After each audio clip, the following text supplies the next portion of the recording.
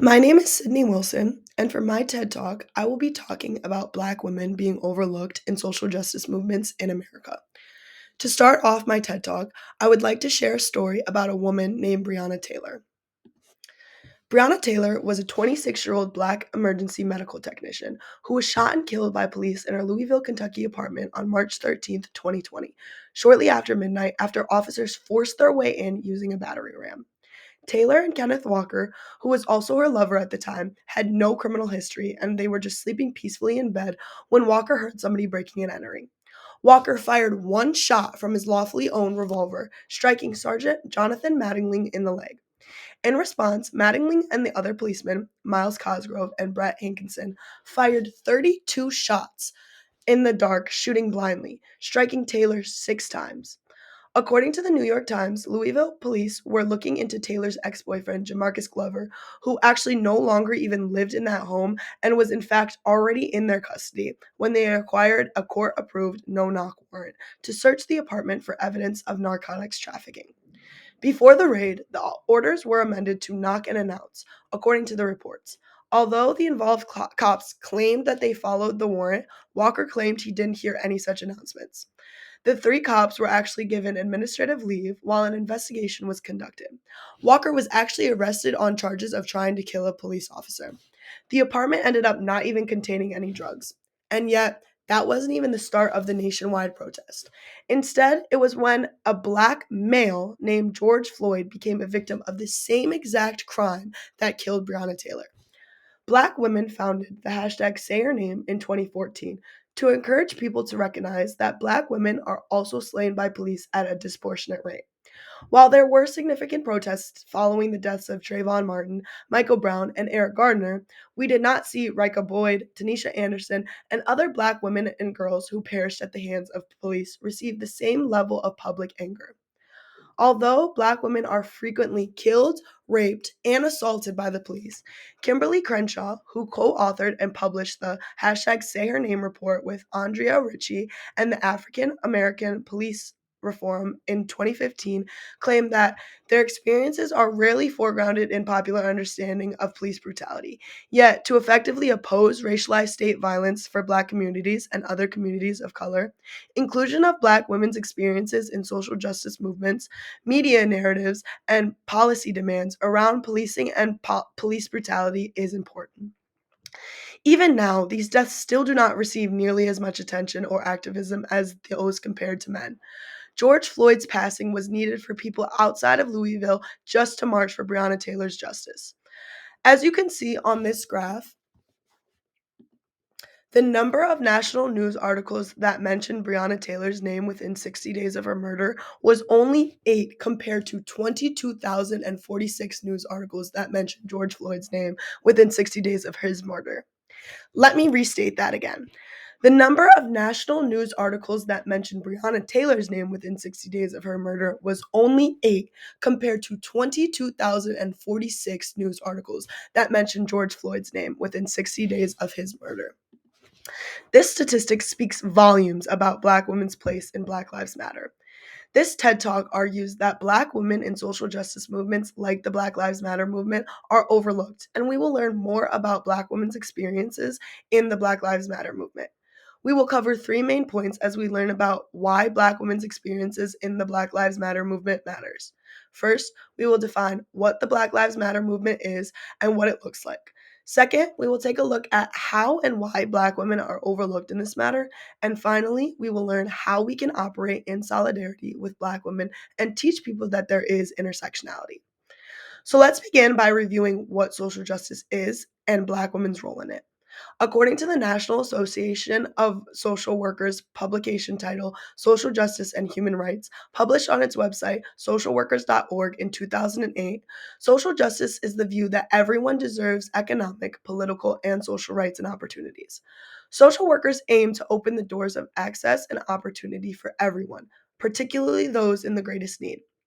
The phrase is also used to describe the institutions, laws, and other measures in the social, political, and economic sphere that collectively provide for such fairness and equity.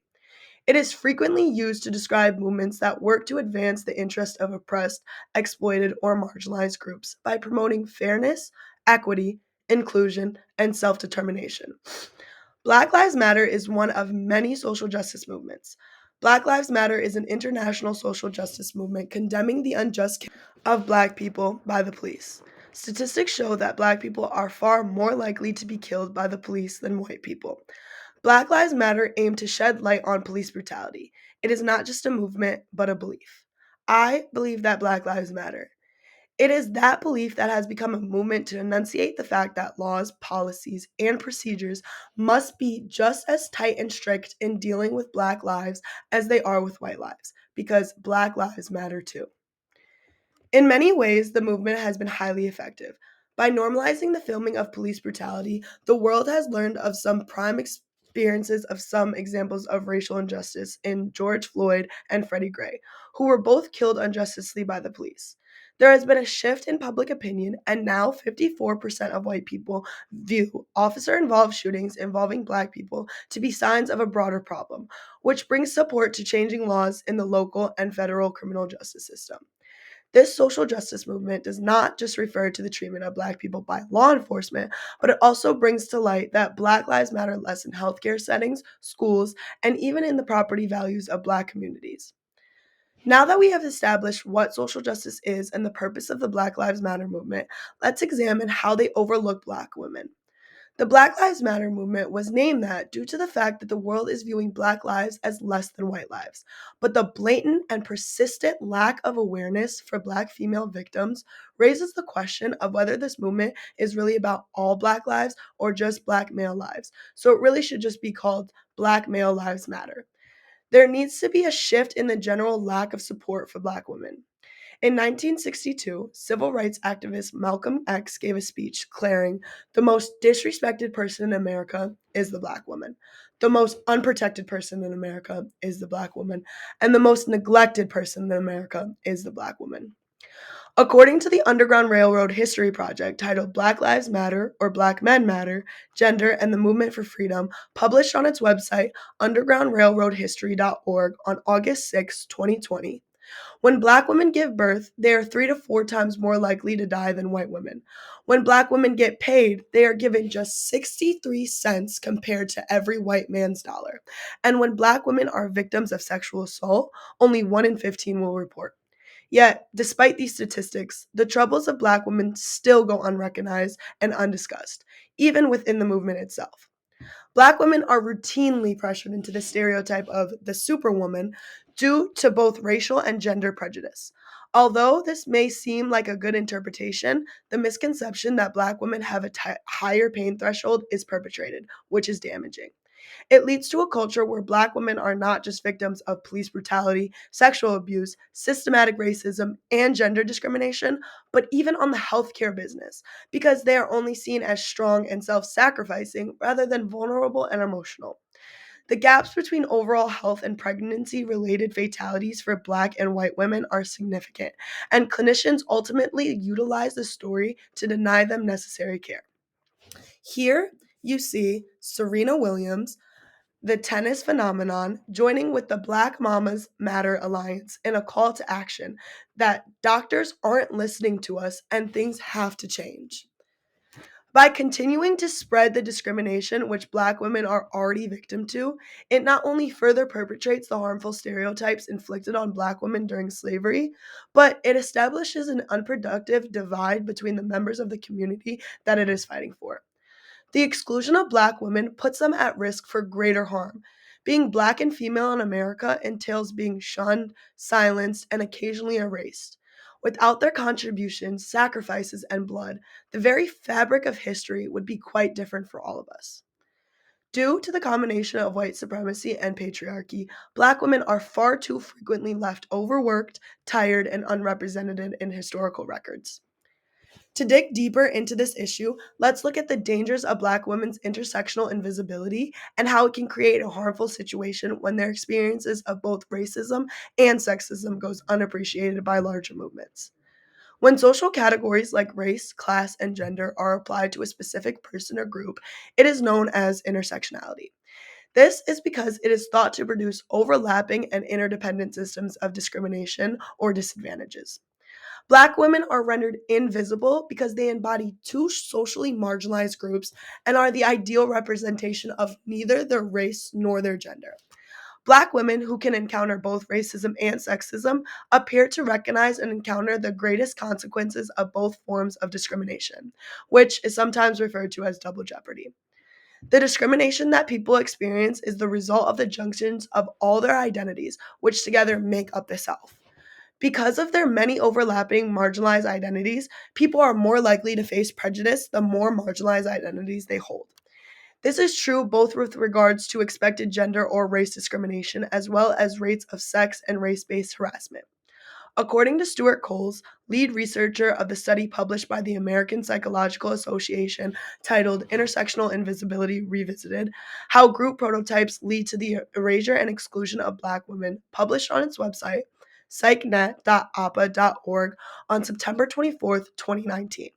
People do not necessarily think of Black women as Black people, but then they think of Black women similarly to how they think of Black men. As a result, a one size fits all approach to anti Black racism leaves Black women's specific concerns overlooked. Statistics like this show how women of color are frequently excluded from conversation because of how race or ethnicity intersects with gender. This concealing of women of color happened in part because we frequently gauge their status in society using the wrong comparison groups. Women of color are either contrasted with white women or with men from the same racial or ethnic group. Their particular difficulties are frequently obscured when seen in the light. Women of color need to be more visible and have questions that are specific to their situation. Another article explained that by replacing additive models of oppression with interlocking ones create possibilities for new paradigms. The significance of seeing race, class, and gender as interlocking systems of oppression is that such an approach fosters a paradigmatic shift of thinking inclusively about other oppressions, such as age, sexual orientation, religion, and ethnicity. This explains how certain people have different amounts of privileges and setbacks. For example, white women are penalized by their gender but privileged by their race. Unfortunately, women of color are penalized for both race and gender, yet people try to view them as the same. There are ways to help and support the Black Lives Matter movement, and specifically Black women, when you recognize the uniqueness of their experiences. The first and probably the most powerful way is to exercise your right to vote, particularly at the local level. Your vote is your power to influence the laws that set the framework for society. In addition, it is important to be an ally and to have tough conversations. That starts with educating yourself on the topic. You can find Black Lives Matter readings lists online and a slew of movies on your streaming devices. Continuing to join hands across the races to change the fundamental attitudes around the values of Black lives being lesser than will remove one more obstacle in creating an equitable world for humankind. We're having to differentiate the race of lives as well as the gender of lives that matter will no longer be essential because it will be felt by all that all lives, including Black women, matter equally. The reason women of color are being overlooked, undervalued, and underappreciated in America is because there has always been a long history of it. In the 19th century, first wave feminism both excluded and unrepresented Black women. From that to today's Breonna Taylor case shows that women of color are spatially oppressed in America because in America we focus more on the typical white man. Another reason why women of color are overlooked in America is because we are not taught about them in schools. We need to do better for America and for women of color in America so that don't go unnoticed and forgotten. Black women continue to be seen as the driving force behind significant social movements. We organize, we march, and we act as a support system for the male activists who draw attention to these campaigns. Despite this, Black women in the US believe that we do not receive the same positive or encouraging attention that is given to other marginalized groups, such as Black males. Despite all of our effort, the question now is when will we be guaranteed the same protection and assistance we've been providing to the rest of America for centuries? A quote that I really enjoy is, "We failed Breonna Taylor. Not only was she murdered because she was Black, but she was forgotten because she was a woman." There is no doubt that George Floyd, a man among many other Black men, was a victim of a society that doesn't value the lives of Black men. Police are quick to overlook their deaths and quick to pull the trigger on them in a routine situation. But unfortunately, with all the focus on high profile cases of Black men, the specifics around the dangers of Black women are lost in the All Black Lives Matter movement, which is unfortunate, and as discussed, present a danger to the future of Black women in America. Only when people truly see the gender differences and provide the same attention to the issues of Black women within the Black Lives Matter movement will we start to see a society that understands and makes changes to the lives to for a better life